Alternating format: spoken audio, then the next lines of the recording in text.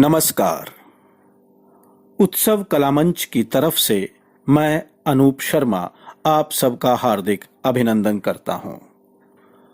How to improve Hindi diction, इस श्रृंखला में हमारा आज का विषय है रीडिंग, पढ़ाई।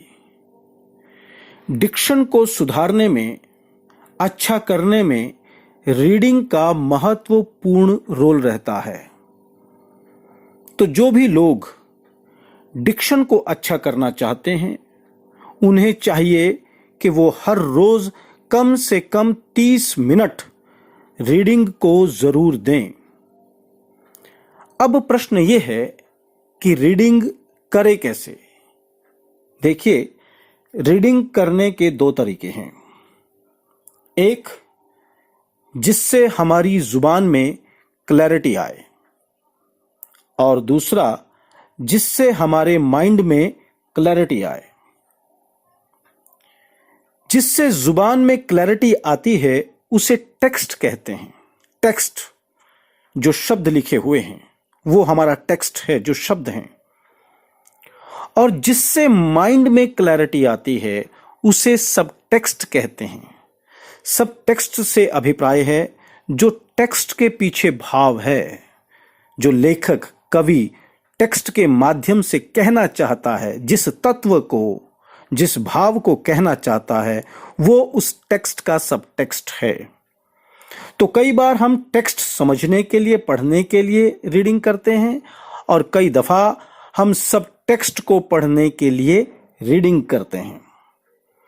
परंतु यहां पर हमारा उद्देश्य जुबान की क्लैरिटी है, अर्थात हमारी जुबान में स्पष्टता आए।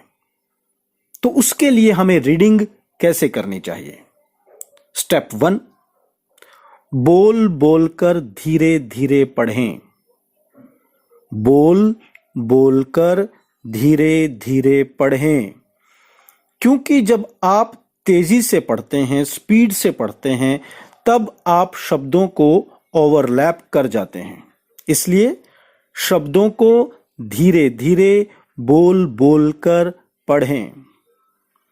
स्टेप 2, पढ़ते हुए स्वयं को सुनें। आप क्या बोल रहे हैं?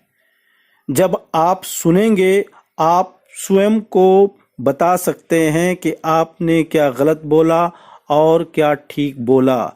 लेकिन ये होगा तब जब आप स्वयं को बोलते हुए सुनेंगे। तो इसलिए जब आप पढ़ रहे हैं, धीरे पढ़ेंगे तो बिल्कुल स्पष्ट बात है कि आपको सुनाई देगा। तो इसलिए धीरे पढ़ें और सुने, स्वयं को सुने। तीसरा जो स्टेप है, जो शब्द पढ़ने में, बोलने में आपको परेशानी आती है, उसे नोट करें और किसी भाषा के जानकार व्यक्ति से पूछें और उनके बताए अनुसार उसका अभ्यास करें। बार बार करें, लिख लिख कर करें, बोल बोल कर करें, जब तक वो आपकी जुबान पर चढ़ ना जाए। आप बिना प्रयास के उसे जब तक बोलना ना शुरू कर दें, तब तक आप उसका अभ्यास करते जाएं। देखिए, एक बात कही गई है कि जब फल पक जाता है वो खुद ब खुद नीचे गिर जाता है। ठीक इसी प्रकार जब कोई शब्द पक जाएगा तो वो खुद ब खुद आपकी जुबान से निकलने लग जाएगा। तो इसलिए जब तक शब्द पक ना जाए, तब तक आप उसका अभ्यास करते जाइए, करते जाइए, करते जाइए। एक दिन वो खुद ब खुद आपके जुबान से बिना प्रयास किए निकल जाएगा। तो उस दिन आप समझ जाइए कि आपके शब्द पक गए हैं। चौथा स्टेप, शब्दों को चबा चबा कर बोलें, धैर्य के साथ। एक समय की बात है, मैं और मेरा दोस्त दोनों शाम को सैर करने के लिए जा रहे थे। इस प्रकार से, क्योंकि हमारा उद्देश्य यहां सब टेक्स्ट समझना नहीं है, हमारा उद्देश्य जुबान की क्लैरिटी है।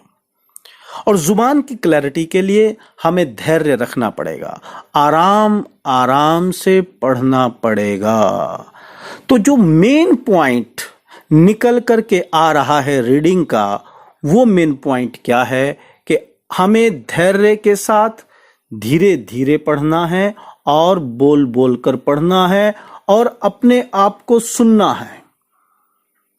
बिल्कुल इस तरीके से जब हम रीडिंग करेंगे तो हमारी डिक्शन में 100% सुधार आएगा।